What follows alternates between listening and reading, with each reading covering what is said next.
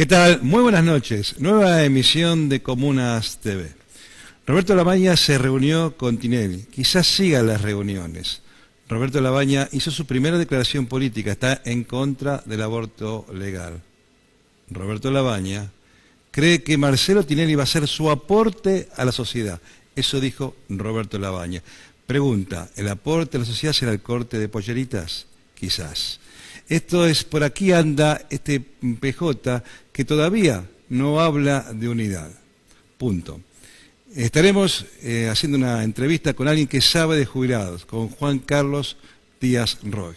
También, en el último bloque, estará Rodrigo Marcoliese y Mariana May comentando todo lo que pasa en el acontecer político en la capital y en la provincia de Buenos Aires. Ya comienza Comunas TV.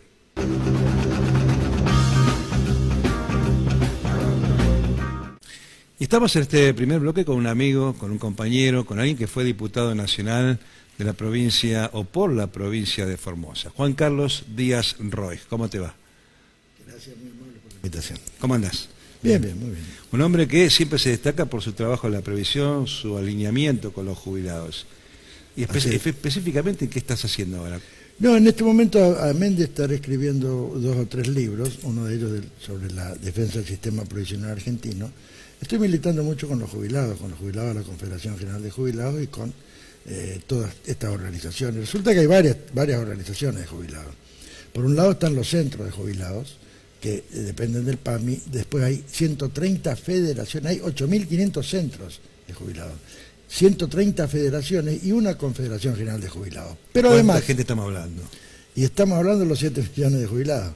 Pero además de eso, más 1 millón que también están organizados en un alto porcentaje de los discapacitados.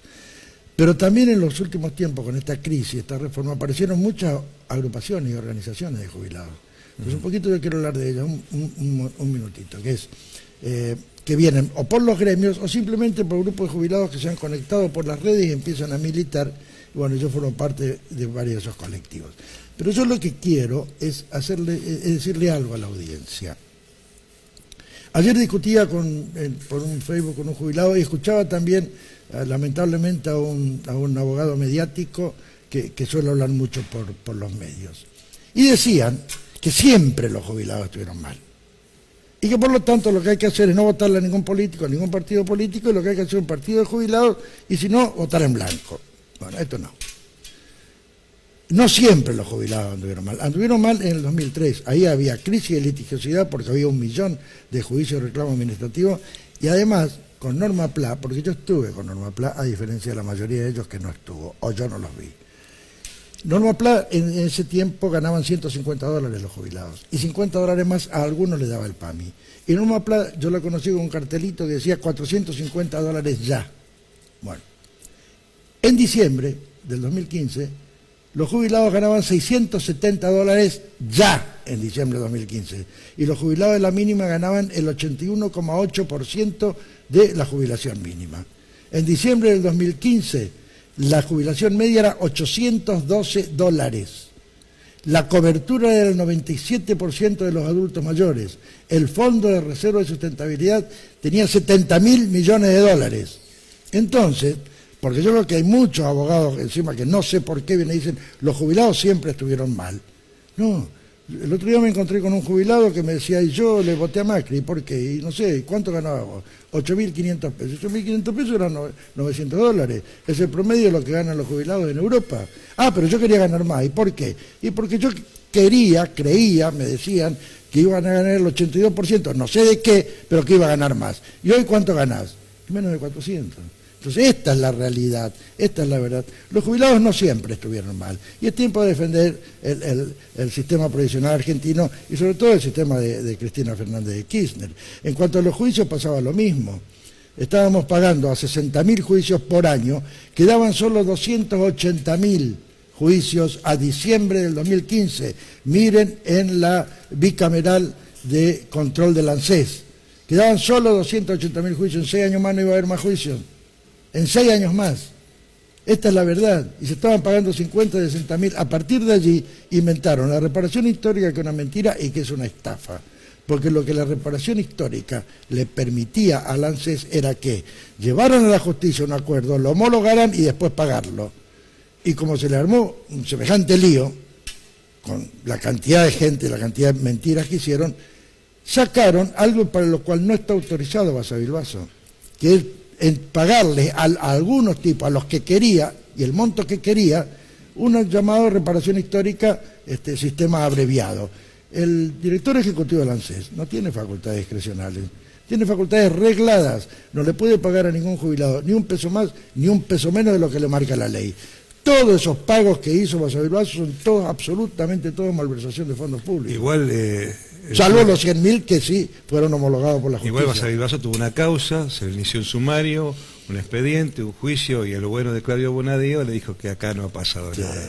Sí, sobre todo por el manejo del Fondo de Garantía de Sustentabilidad. ¿Cuánto tiene donde hoy? hicieron cualquier cosa. Hoy tiene menos de 40.000. Y había Teníamos 70. 70.000 millones de dólares a diciembre de 2015, exactamente. Cuando el dólar estaba a 9 y pico, teníamos 680 y pico. O sea, hay 30.000 que falta, ¿qué hicieron con los 30.000? Comió vaca, decía un vecino mío allá en Formosa. Comió vaca, apareció, lo dijo Pratgay. No es que en el 2001 hubo una crisis. Vino una tormenta, un huracán y se llevó todo. Esto también. Es largo, no es para un programa corto, explicar toda la maniobra que hicieron con el Fondo de Garantía de Sustentabilidad. Basta decir que compraron acciones a menor valor del que tienen, vendieron acciones a menor valor del que tienen, compraron acciones a mayor valor del que tienen. Prestamos, le doy un ejemplo clarito. El EPEC de Córdoba le debía al Fondo de Garantía de Sustentabilidad un par de cientos de millones de dólares al 12% anual dólar. Era la mejor operación que tenía el Fondo de Garantía de Sustentabilidad, la más rentable, 12% anual dólar. ¿Qué hicieron? Vendieron ese activo, se lo vendieron a Mindrin y al mismo tiempo le prestaron al EPEC de Córdoba al 7,5% para que el EPEC, la empresa de electricidad provincial de electricidad de Córdoba, le pague a Mindrin y a Odebrecht aquella primera obra que hicieron, que fue el gasoducto Villa Dolores Córdoba. Entonces, con esta serie infinita de cobrar menos intereses de lo que corresponde. ¿Sabe cuánto esta semana le prestó al Estado el Fondo de Garantía de Sustentabilidad? Al 12%. Y hace un mes a la provincia de Buenos Aires. Pero ¿cómo van a disponer la plata de los jubilados al 12% cuando el propio Banco Central de ellos fija un mínimo de 60%? Esa es la forma en que están despojando. Que Mindrin es socio de Mauricio Macri. Claro. Mindrin es socio en Edesur, Edenor. Mindrin compró con plata que le prestaron del Fondo de Garantía y Sustentabilidad, compró Petrobras Argentina, compró también 4 o 5 empresas más, todas las cuales están las actas, ¿no?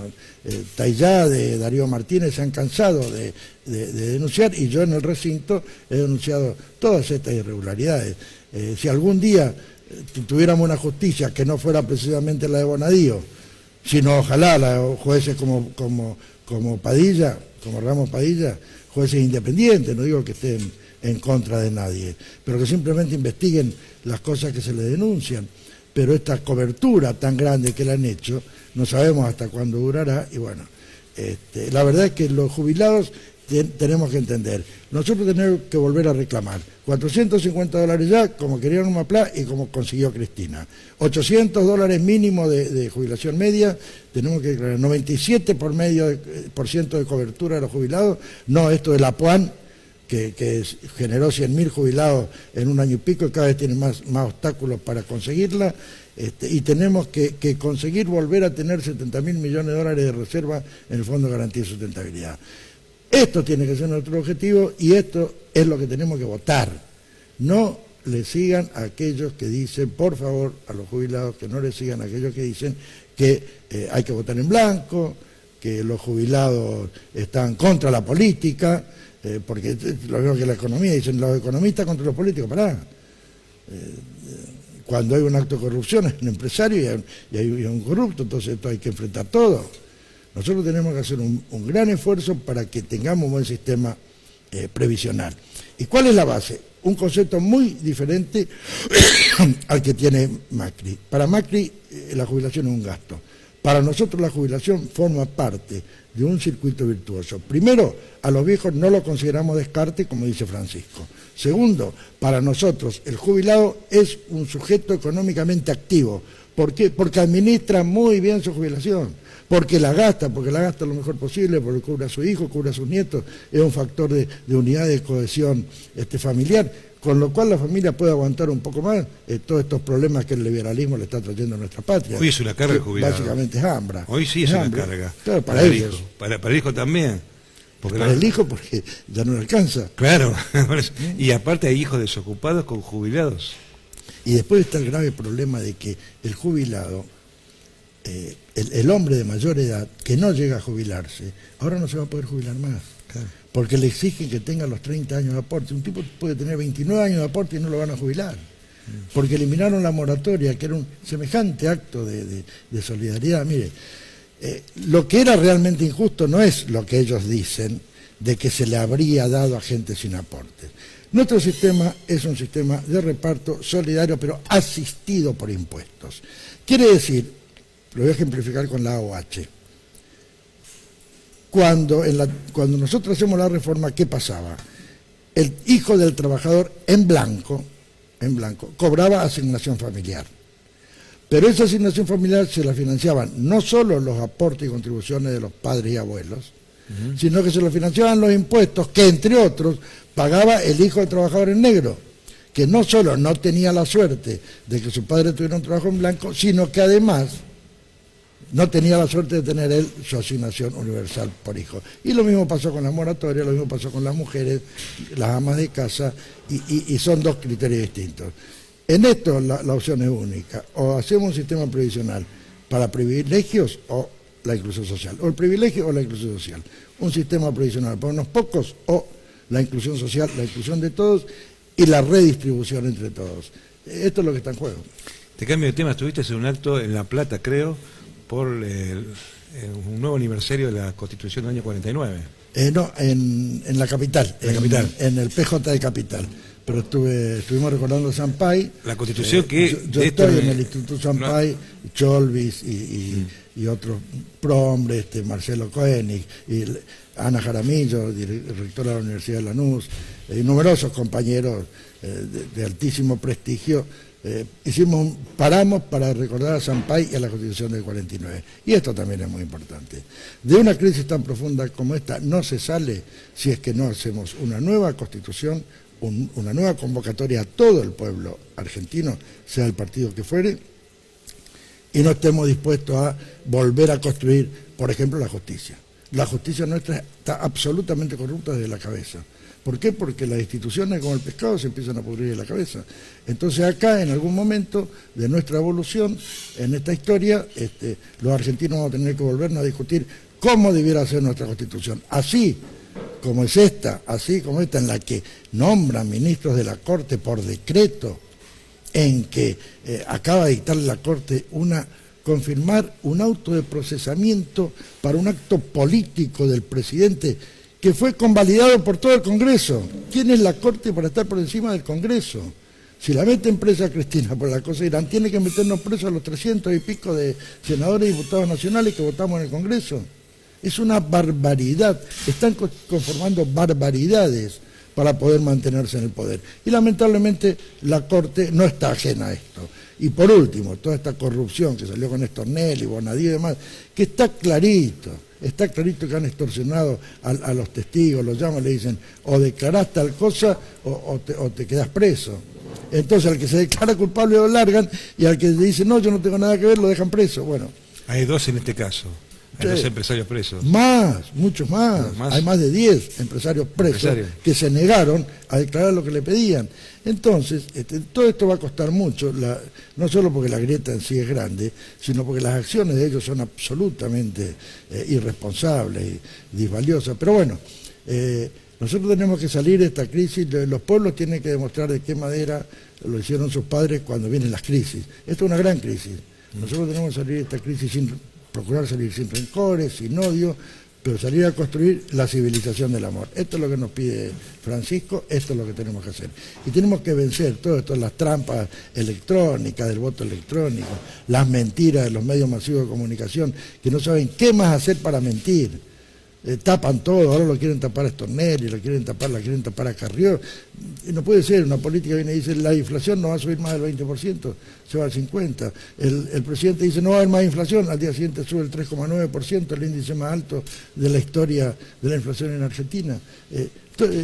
Creamos 800.000 puestos de trabajo y el propio INDEC ese mismo día decía que se fueron 180.000 puestos en un año. Entonces, todo esto va a costar, y más, con todas las secuelas que hicieron, pero está en nosotros y ojo, los jubilados tenemos la mayor responsabilidad porque hemos pasado todas estas cosas, no nos contaron, las vivimos las 3 etapas del neoliberalismo.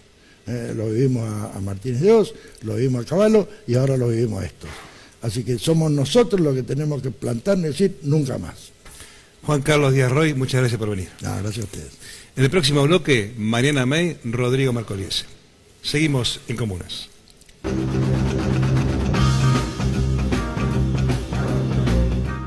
Bien, la idea es en estos minutos que tenemos hacer un salpicado de noticias de la ciudad de Buenos Aires. Trataremos de que entre la mayor cantidad de información posible en todo este espacio que tenemos. Para comenzar, creo que lo más actual es una noticia que, si bien es actual, no sorprende, ¿no? Esto que la justicia, o por lo menos un fiscal de la justicia porteña, convocó a declarar a 43 padres. Esto se debe a que, según lo que indica el fiscal, estos padres no hicieron nada para frenar a sus hijos, que el año pasado tomaron colegios de la ciudad de Buenos Aires y se forma la contravención, según lo que explica las fuentes judiciales, porque no permite el ingreso de sus compañeros al colegio. Tal cual. Sí, bueno, 43 padres que son citados por la Fiscalía número 31. Bueno, hubo varias tomas de escuelas en el 2018, por diversos motivos, la mayoría por temas de infraestructura. En el caso de la Escuela de Cerámica número 1 fue también por un tema de que quieren un traslado. Claro. Y bueno, no están dadas las condiciones, se los quiere trasladar a un barrio totalmente diferente, como el barrio de Monte Castro, que es alojado totalmente de donde está la comunidad educativa. Y bueno, justamente por eso lo llaman a los padres y también hay que recordar que, bueno, lo que dicen de parte de la comunidad educativa de esos colegios es que es para amedrentar el reclamo, ¿no? Claro. Y recordemos que este verano se pudo frenar, por ejemplo, que se cierren 14 escuelas nocturnas, ¿no? Así que están en la misma línea este debate, ¿no? Un poco amedrentar la lucha de muchas escuelas y de muchos padres y chicos que quieren seguir estudiando en una misma escuela con buenas condiciones. Claro, sí, la ministra de Educación porteña, Soledad Acuña, varias veces se refirió al tema. Precisamente estoy de acuerdo con lo que vos decís, de esto de que funciona como una cuestión de amedrentar para que este año no haya toma. La verdad que en vez de convocar a los 43 padres tendrían que proponer más en educación, y por eso me refiero a Soledad Acuña cuando este año habló del paro docente de comienzo de clases. Cuando dijo se va a realizar el 6, 7, 8, no hay nada casual. Fue lo que ella dijo, que la verdad que uno esperaba quizás que sea más conciliadora y no vaya tanto al ataque. Pero bueno, es un año electoral, también hay que entender ese motivo. Tal cual. Sí, bueno, y hay escuelas que tienen problemas realmente de infraestructura, que son la mayoría de los reclamos y de estos padres que reclamaron, y bueno, como son menores, se llaman a los padres, la justicia decidió llamar a los padres para declarar. Movemos un poquito el amperímetro aquí de la ciudad de Buenos Aires, porque vamos a hablar además del tema educacional, de lo ocurrido en San Telmo, cuando 18 personas resultaron detenidas tras la represión policial. Primero, para comentar el tema de lo ocurrido cerca de por donde vos vivís, así que estás al tanto. Yo vivo en Barracas, así que conozco bien la zona, es una muy linda zona, histórica, aparte de artesanos, digamos, no es un lugar, un polo nuevo de artesanía, por así decirlo, sino que siempre, ¿no? En la calle Defensa pasa la murga, están los artesanos, y creo que muchos turistas también van sabiendo que van a encontrar eso, a buscar justamente, ¿no?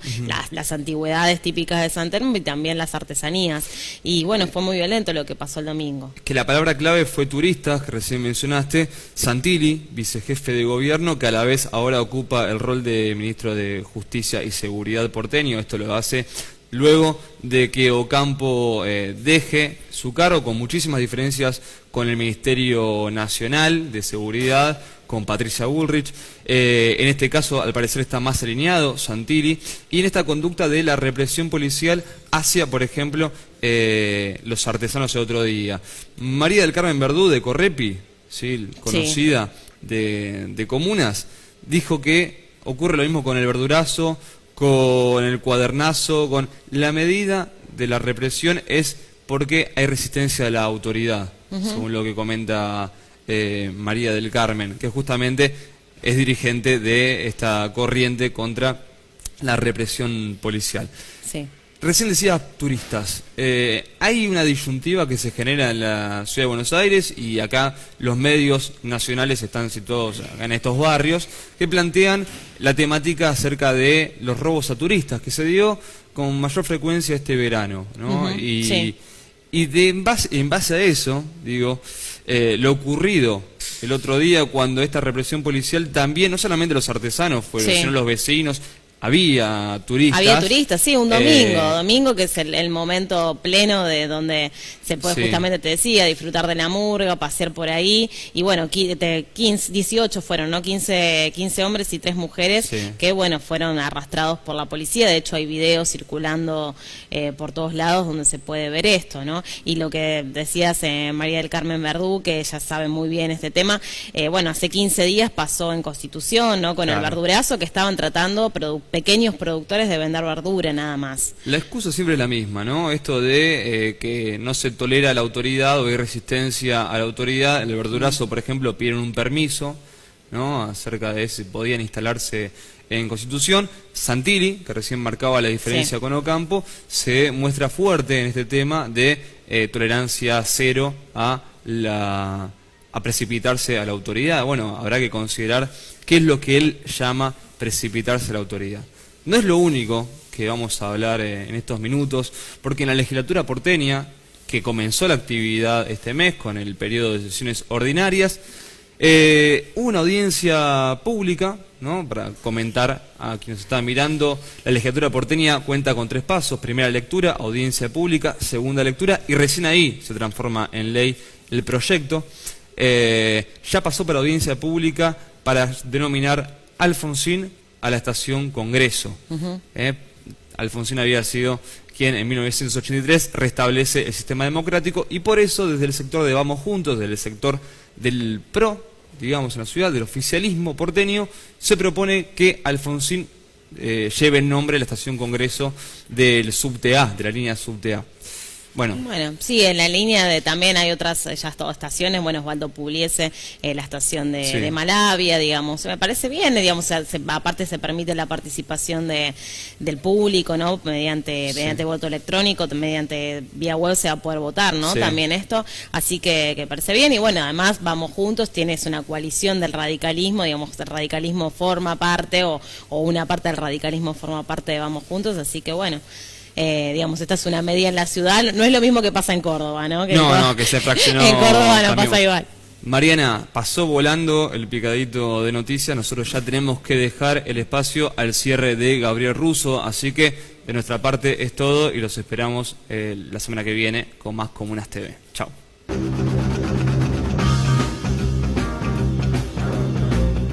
Nos estamos yendo. La próxima semana estaremos aquí en Comunas TV. Pero antes les cuento que Cambiemos se sigue partiendo paso a paso, elección a elección. Córdoba ya no es más de Cambiemos. En Neuquén, tercero y fácil perdió. Y sigue los problemas para Mauricio Macri, que a lo mejor no es candidato.